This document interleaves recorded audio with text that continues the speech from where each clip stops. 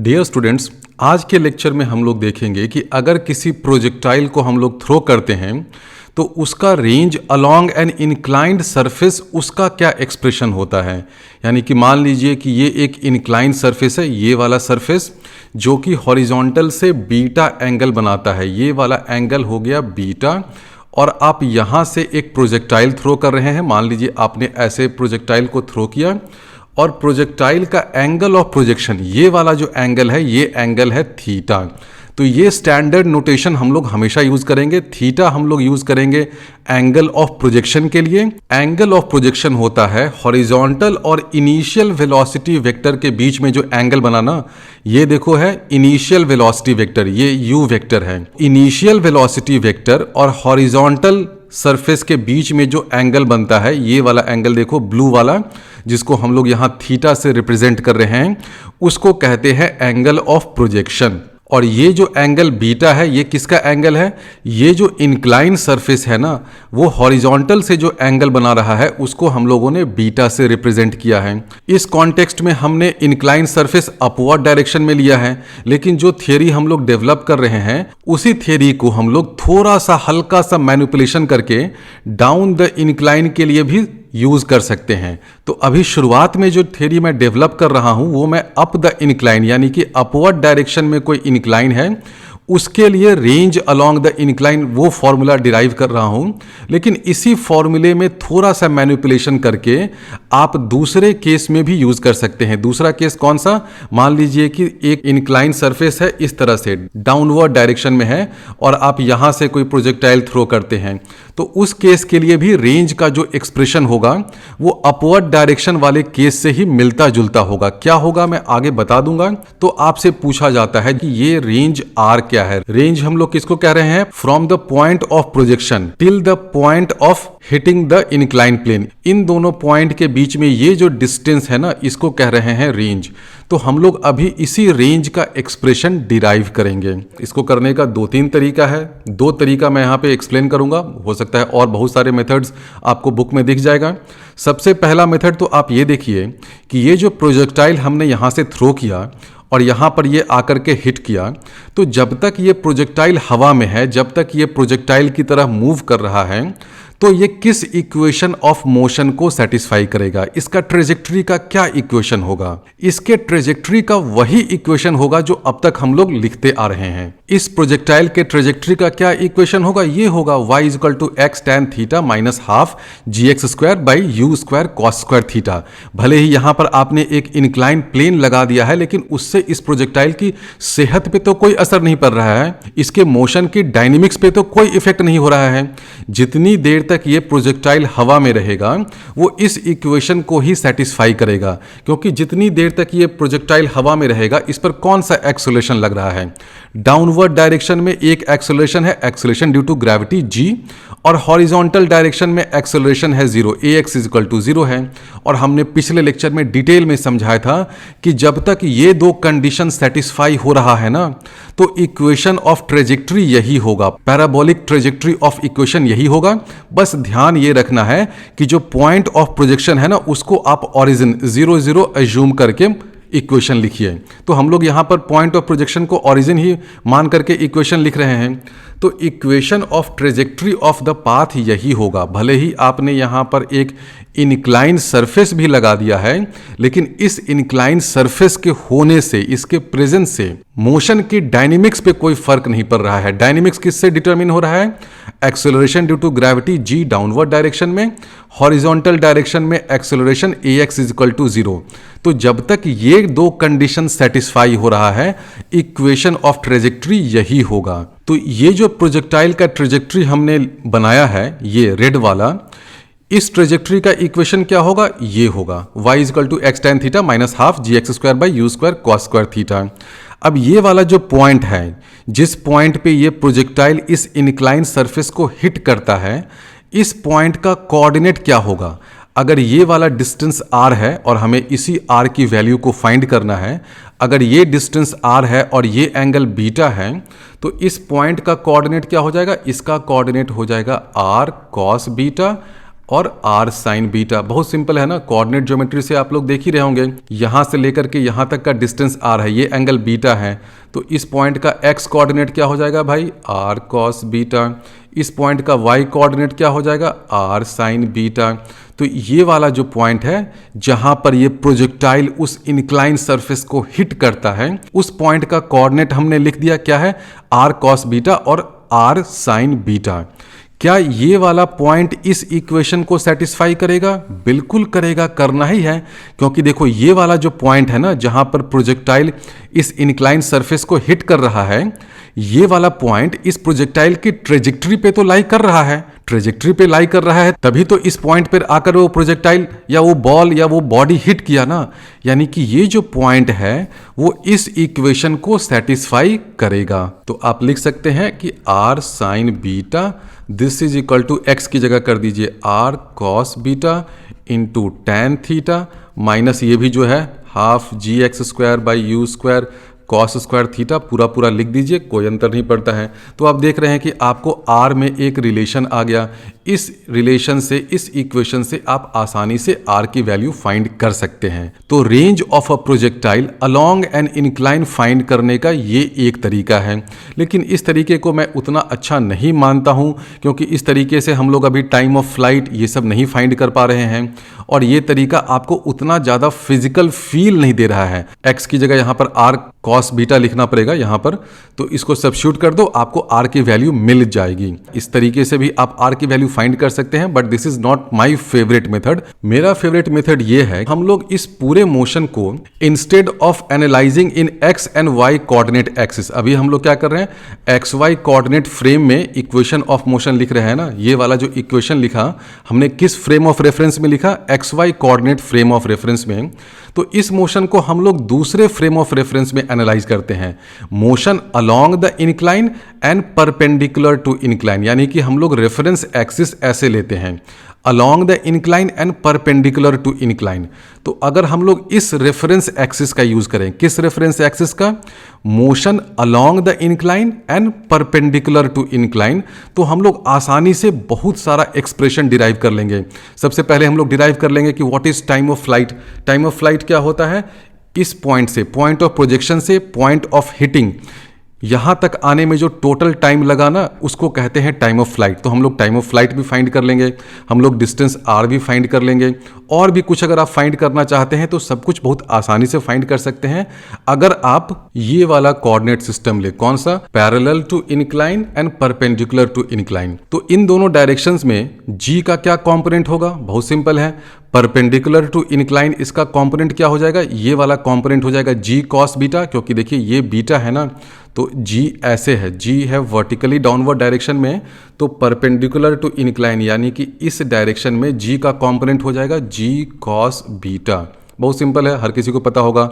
And parallel to incline वो क्या हो जाएगा component, parallel to incline and down the incline g का कंपोनेंट क्या हो जाएगा, वो हो जाएगा जी साइन बीटा। तो हम लोग इस जी को, एक्सेलरेशन ड्यू टू ग्रेविटी को, दो डायरेक्शंस में रिजॉल्व करते हैं। किस किस दो डायरेक्शन में, एक डायरेक्शन तो हो जाएगा परपेंडिकुलर टू इंक्लाइन और दूसरा डायरेक्शन हो जाएगा parallel to incline. Perpendicular to incline इसका कंपोनेंट हो जाएगा जी कॉस बीटा और पैरेलल टू इंक्लाइन कंपोनेंट होगा जी साइन बीटा, और ये डाउन द इंक्लाइन होगा। पैरेलल टू इंक्लाइन वाले कंपोनेंट का उतना यहाँ पर रेलेवेंस या उतना यूज नहीं है, यहाँ पर ज़्यादा यूज होता है परपेंडिकुलर वाले कंपोनेंट का, और उसकी वैल्यू क्या हो जाती है, जी कॉस बीटा। तो अब हम लोग इक्वेशन ऑफ मोशन लिखते हैं in direction perpendicular to incline. आप देख रहे हैं कि perpendicular to incline initial position क्या है, जीरो है, क्योंकि आप परपेंडिकुलर टू इंक्लाइन डिस्प्लेसमेंट क्या है, जीरो है। और यहाँ पर भी परपेंडिकुलर टू इंक्लाइन डिस्प्लेसमेंट कितना है ऑफ द पार्टिकल, जीरो है ना, क्योंकि परपेंडिकुलर टू इंक्लाइन तो आपका डिस्टेंस जीरो है इस पॉइंट पे भी। तो इस पॉइंट पे भी परपेंडिकुलर टू इंक्लाइन डिस्प्लेसमेंट या distance of the body zero है, और ट्रेजेक्ट्री के इस पॉइंट पे भी perpendicular to the incline distance कितना हो गया, जीरो हो गया। तो अगर हम लोग सेकेंड इक्वेशन ऑफ मोशन लिखें तो हम लोग लिख सकते हैं जीरो इज इक्वल टू, कौन सा इक्वेशन हम लोग लिख रहे हैं अभी, s is equal to u t plus half a t square वाला, तो आपको अभी लिखना है इस डायरेक्शन में परपेंडिकुलर टू इंक्लाइन। तो इस डायरेक्शन में इनिशियल वेलोसिटी क्या होगी? इनिशियल वेलोसिटी है u, ये एंगल है थीटा, ये एंगल है बीटा, तो ये वाला एंगल क्या हो जाएगा? थीटा माइनस बीटा होगा। थीटा एंगल क्या है? हॉरिजॉन्टल से जो टोटल एंगल बन रहा है। बीटा एंगल क्या है? ये जो इंक्लाइन एंगल बना रहा है ना हॉरिजॉन्टल से, वो है बीटा। तो इनिशियल वेलोसिटी वेक्टर इस इंक्लाइन प्लेन से एंगल बना रहा है थीटा माइनस बीटा। तो perpendicular to incline initial velocity vector का क्या कंपोनेंट होगा? u sine theta minus beta. तो इसको हम लोग ऐसे लिख दें, 0 is equal to u sine theta minus beta into time t, minus कर देते हैं half g cos beta into t square. ये g कॉस बीटा क्यों किया? क्योंकि परपेंडिकुलर टू इंक्लाइन एक्सेलरेशन कितना है? g कॉस बीटा है और डाउनवर्ड डायरेक्शन में है, इसलिए माइनस आ गया।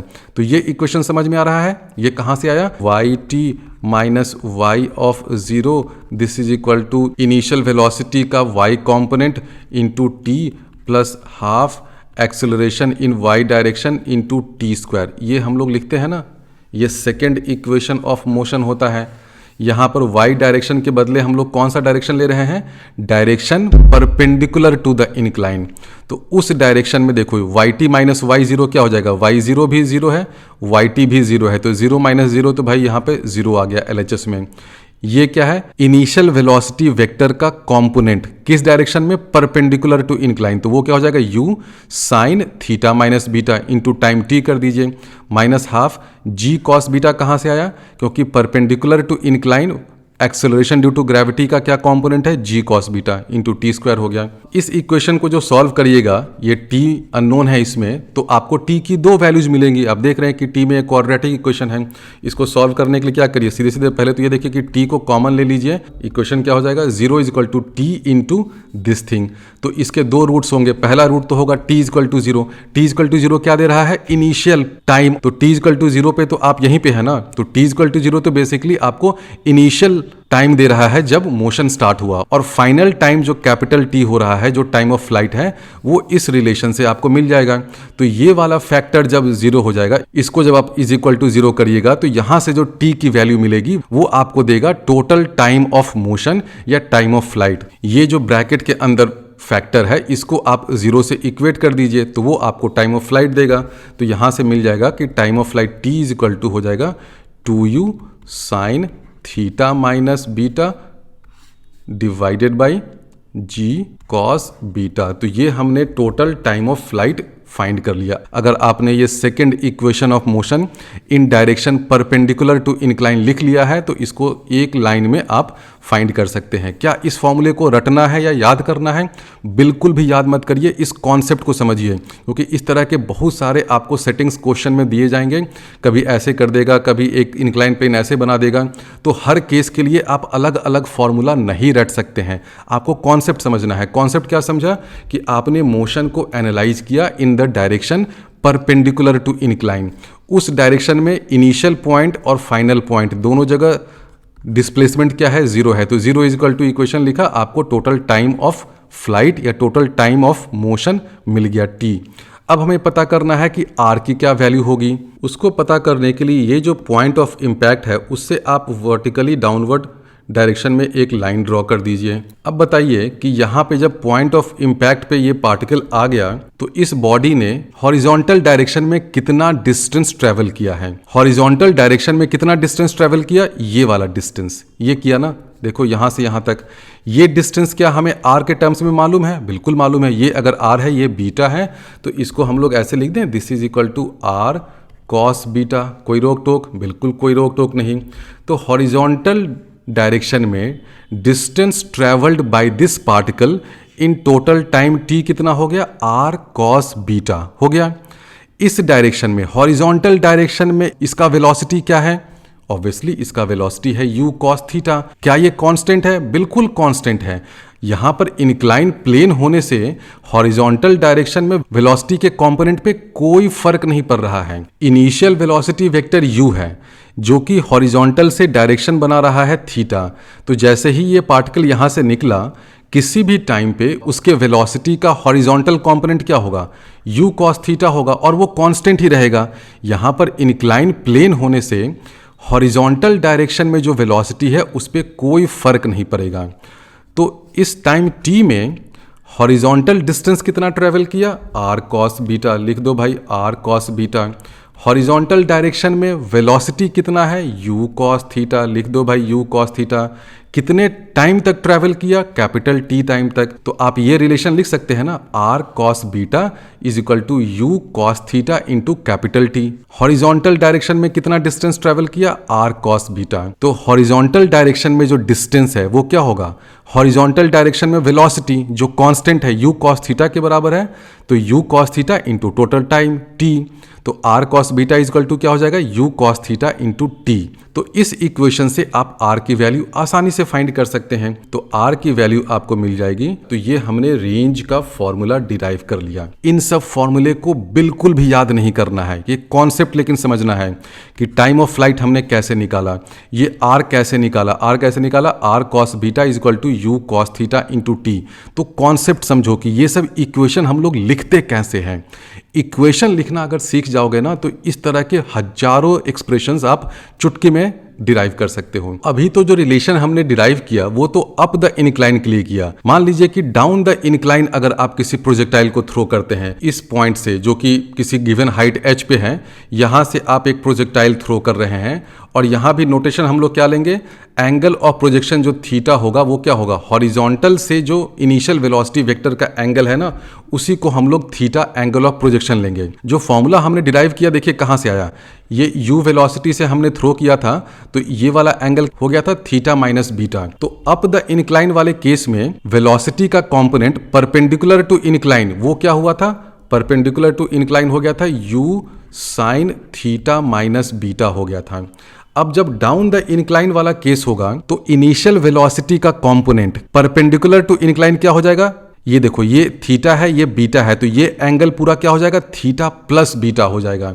तो डाउन द इनक्लाइन वाले केस में सब कुछ तो सेम रहेगा, बस जब हम लोग वेलोसिटी का परपेंडिकुलर कंपोनेंट ले रहे हैं तो वो u sine theta plus beta हो गया। यानी कि इस वाले केस में अगर आप एंगल को विद द कन्वेंशन ये लें कि ये एंगल क्लॉकवाइज डायरेक्शन में है तो इसको हम लोग नेगेटिव मान लेंगे, तो ऑब्वियसली ये वाला जो फॉर्मूला है ना, देखो ये फॉर्मूला इसके लिए भी एप्लीकेबल हो जाएगा, बिल्कुल हो जाएगा, क्योंकि यहाँ पे देखो क्या है, थीटा माइनस बीटा है ना। इस वाले केस भी मान लीजिए कि बीटा का मैग्नीट्यूड है 10 डिग्री, लेकिन विथ साइन कन्वेंशन हम लोग लेंगे तो क्या हो जाएगा, बीटा की वैल्यू माइनस 10 डिग्री। तो जैसे ही आप यहाँ पर थीटा माइनस बीटा करिएगा यानी कि माइनस 10 डिग्री, तो क्या हो जाएगा, थीटा प्लस 10 जो कि इसके बराबर हो गया जो हमें चाहिए। तो ये सिंपल कन्वेंशन ध्यान में रखना कि अगर आप अप द इनक्लाइन है यानी कि इनक्लाइन सरफेस जो है वो हॉरिजॉन्टल से अगर एंटी क्लॉकवाइज डायरेक्शन में घूम रहा है तो उस एंगल को हम लोग पॉजिटिव ले लेते हैं। क्यों लेते हैं पॉजिटिव, क्योंकि देखो ये एंटी क्लॉकवाइज डायरेक्शन में है। और अगर इनक्लाइन सरफेस हॉरिजॉन्टल से क्लॉकवाइज डायरेक्शन में है तो इस एंगल को हम लोग विथ नेगेटिव साइन लेते हैं। अगर ये नेगेटिव साइन और ये पॉजिटिव साइन का आपने ध्यान रखा है तो जो फॉर्मूला हमने अभी डिराइव किया है ना, वही फॉर्मूला दोनों केस के लिए अप द इनक्लाइन और डाउन द इनक्लाइन दोनों के लिए एप्लीकेबल हो जाता है। क्योंकि जो फॉर्मूला हमने डिराइव किया है उसमें क्या है, साइन थीटा माइनस बीटा आ रहा है। तो जैसे ही आप बीटा का नेगेटिव वैल्यू लेंगे यहाँ पर तो ये क्या हो जाएगा, थीटा प्लस दैट एंगल हो जाएगा जो हमें चाहिए। तो इसलिए एक ही फॉर्मूले से अप द इनक्लाइन और डाउन द इनक्लाइन दोनों का काम हो सके, उसके लिए बस आपको ये करना है कि ये कन्वेंशन ध्यान में रखना है कि अगर incline surface up the incline जा रहा है यानी कि हॉरिजॉन्टल से आप एंटी क्लॉकवाइज डायरेक्शन में घूम रहे हैं तो जो एंगल ऑफ द इनक्लाइन है उसको पॉजिटिव लीजिए। डाउन द इनक्लाइन वाले केस में आप हॉरिजॉन्टल से क्लॉकवाइज डायरेक्शन में घूम रहे हैं तो ये जो एंगल है उसको आप बाय कन्वेंशन नेगेटिव साइन के साथ लीजिए। एंगल का मैग्नीट्यूड तो कुछ पॉजिटिव ही होगा, इसका मैग्नीट्यूड 10 डिग्री 20 डिग्री 30 डिग्री होगा, लेकिन जो फॉर्मूला होगा ना उस फॉर्मूले में आप 20 डिग्री 30 डिग्री के साथ एक माइनस की पूंछ लगा दीजिए। माइनस की पूंछ लगाने से फायदा ये होगा कि जो फॉर्मूला हमने टोटल टाइम का ये वाला डिराइव किया है, ये वाला फॉर्मूला या रेंज का ये वाला फॉर्मूला डिराइव किया है, दोनों फॉर्मूला एज इट इज आप अप द इंक्लाइन या डाउन द इंक्लाइन दोनों केस में यूज कर सकते हैं, प्रोवाइडेड ये कन्वेंशन ध्यान में रखना है कि अप द इंक्लाइन वाले केस में ये जो बीटा है वो पॉजिटिव होगा और डाउन द इंक्लाइन वाले केस में जो बीटा की वैल्यू होगी मैग्नीट्यूड तो उसका पॉजिटिव होगा लेकिन उसको हम लोग नेगेटिव साइन के साथ लेंगे। जब हम लोग अप द इंक्लाइन वाला केस लेते हैं तो परपेंडिकुलर टू इंक्लाइन जब हम लोग इस वेलोसिटी वेक्टर का कंपोनेंट लेने जाते हैं तो पूरा एंगल थीटा है, ये बीटा है, तो ये एंगल क्या हो जाता है, थीटा माइनस बीटा हो जाता है। तो अप द इंक्लाइन वाले केस में साइन थीटा माइनस बीटा आता है हर एक्सप्रेशन में। देखो इसमें भी आया, इसमें भी आया ना। जब हम लोग डाउन द इंक्लाइन वाला केस लेंगे, ये वाला केस देखो, ये डाउन द इंक्लाइन है, तो इनिशियल वेलोसिटी वेक्टर का कंपोनेंट परपेंडिकुलर टू इंक्लाइन वो क्या हो जाएगा, उसमें साइन थीटा प्लस बीटा आएगा, ये आएगा साइन थीटा प्लस बीटा।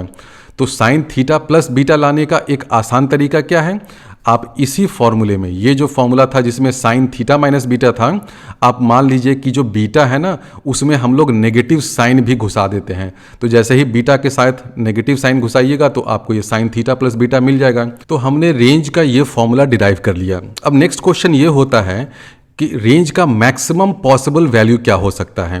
अब पहले तो ये बताइए कि ये जो रेंज है वो किस किस फैक्टर पे डिपेंड कर रहा है। ऑब्वियसली वो u पे डिपेंड कर रहा है, बीटा पे डिपेंड कर रहा है और थीटा पे डिपेंड कर रहा है।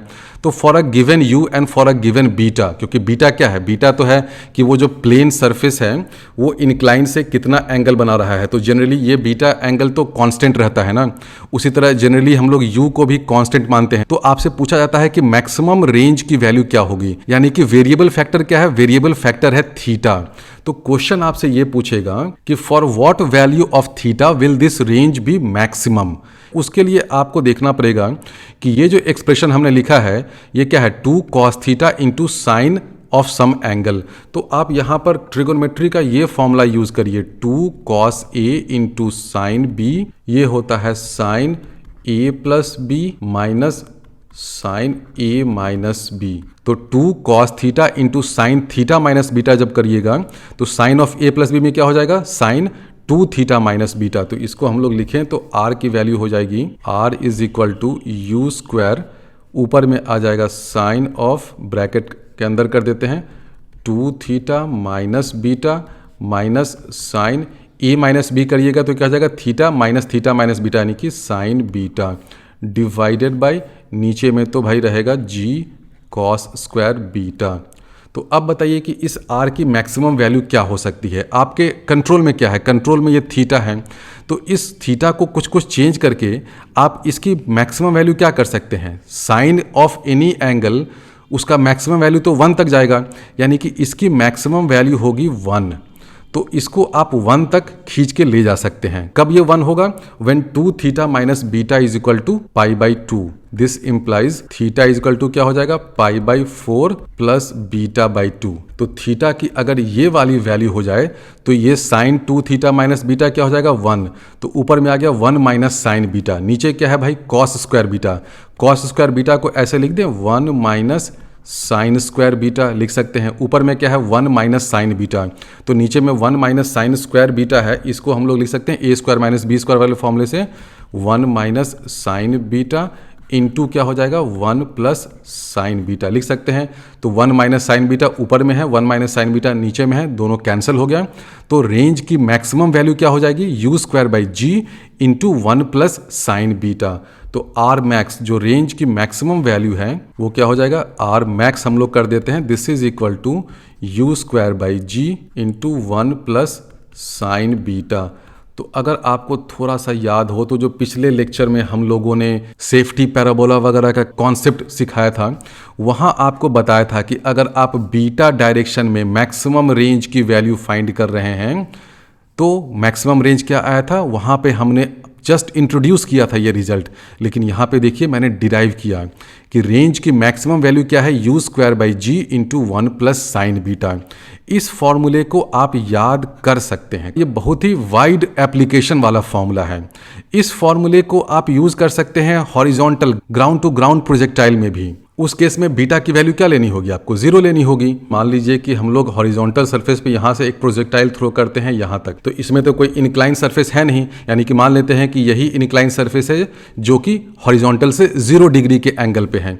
तो आप देखो यही फॉर्मूला यहाँ पे लगा दो, साइन बीटा की जगह क्या लिख दोगे, साइन 0, तो ये 0 हो गया। तो मैक्सिमम रेंज क्या हो जाएगा, मैक्सिमम रेंज हो गया u²/g हो गया ना। तो ग्राउंड टू ग्राउंड वाला जो प्रोजेक्टाइल होता है उसमें मैक्सिमम रेंज क्या होता है, u²/g होता है।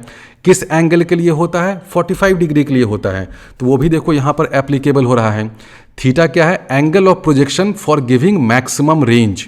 तो मैक्सिमम रेंज के लिए एंगल ऑफ प्रोजेक्शन होगा π/4 + β/2। अगर हम लोग हॉरिजॉन्टल सरफेस पे ही मैक्सिमम रेंज फाइंड कर रहे हैं, यानी कि ग्राउंड टू ग्राउंड वाला प्रोजेक्टाइल है, तो बीटा की वैल्यू क्या हो, 0 हो गई। तो angle of projection theta for maximum range क्या हो जाएगा, π/4 होगा। ये तो हम लोगों ने बहुत पहले, 1 सदी पहले ये डिराइव कर लिया था। तो ये जो फॉर्मूला है ना, थीटा = π/4 + β/2, अगर इस एंगल ऑफ प्रोजेक्शन पे आप प्रोजेक्टाइल को थ्रो करते हैं तो बीटा डायरेक्शन में मैक्सिमम रेंज होगा, और मैक्सिमम रेंज क्या होगा, u²/g × 1 + sin बीटा। और ये फॉर्मूला इतना अच्छा है, इसलिए मुझे इतना पसंद है, मैं इसको जरा घेर देता हूं भाई। ये जो फॉर्मूला है ना, ये डाउन द इनक्लाइन वाले केस में भी एप्लीकेबल है। बस वहां पे ध्यान ये रखना है, क्या ध्यान रखना है कि डाउन द इनक्लाइन वाले केस में बीटा क्योंकि क्लॉकवाइज डायरेक्शन में है, तो मान लीजिए आपको अगर दे रखा है ना कि भाई डाउन द इनक्लाइन है और दे रखा है कि इस एंगल का मैग्नीट्यूड है मान लीजिए कि 10 डिग्री, लेकिन ये डाउन द इनक्लाइन है, ये क्लॉकवाइज डायरेक्शन में है, तो हम लोग बीटा क्या लेंगे, बीटा को -10 कर देंगे। तो यहाँ पर क्या आ जाएगा, u²/g × 1 - sin 10 हो जाएगा। तो ये कन्वेंशन अगर आप ध्यान में रखिएगा कि डाउन द इनक्लाइन वाले केस में बीटा को हम लोग नेगेटिव लेते हैं, तो जैसे ही बीटा को आपने नेगेटिव लिया तो क्या हो जाएगा, यहाँ पर माइनस आ जाएगा। तो इसलिए आप इसी फॉर्मूले को याद रखिए, ये मास्टर फॉर्मूला है, ये वाला जो है ना, maximum range = u²/g × 1 + sin beta. और ये मैक्सिमम रेंज कब होता है, थीटा = π/4 + β/2 के लिए होता है। चाहे अप द इनक्लाइन हो या डाउन द इनक्लाइन हो, आप इसी फॉर्मूले का यूज करके हर तरह के क्वेश्चन में मैक्सिमम रेंज का वैल्यू फाइंड कर सकते हैं। बस ध्यान ये रखना है कि अगर डाउन द इनक्लाइन है और अगर आप ये वाला फॉर्मूला यूज कर रहे हैं, तो जो बीटा होगा ना, उसमें जो भी एंगल का मैग्नीट्यूड हो उसमें एक माइनस का भी तड़का लगा देना, क्योंकि क्लॉकवाइज डायरेक्शन में जब भी एंगल लोगे तो साइन कन्वेंशन कहता है कि एंगल के साथ नेगेटिव भी आना चाहिए। तो एंगल का मैग्नीट्यूड मान लीजिए कि 20 डिग्री है, तो बीटा लेकिन क्या हो जाएगा, -20 डिग्री अगर क्लॉकवाइज है तो। फिर बीटा = -20 डिग्री इस फॉर्मूले में पुट कर दीजिए। तो मैक्सिमम रेंज क्या होगा, ध्यान रखना, मैक्सिमम रेंज होगा इस इनक्लाइन सरफेस के along for a given speed u, आप कितना मैक्सिमम डिस्टेंस कवर कर सकते हैं। ये जो रेंज है ना r, इसकी मैक्सिमम वैल्यू ये है मैक्सिमम रेंज। और इस मैक्सिमम रेंज तक जाने के लिए एंगल ऑफ प्रोजेक्शन थीटा क्या होगा, ये होगा π/4 + β/2। और इसमें भी ये ध्यान रखना कि अगर क्लॉकवाइज डायरेक्शन में आप रोटेट कर रहे हैं, यानी कि अगर डाउन द इनक्लाइन वाला केस है, तो बीटा को आपको विथ नेगेटिव साइन लेना है। और थीटा हमेशा याद रखना वो क्या होता है, angle made by the initial velocity vector with the horizontal direction.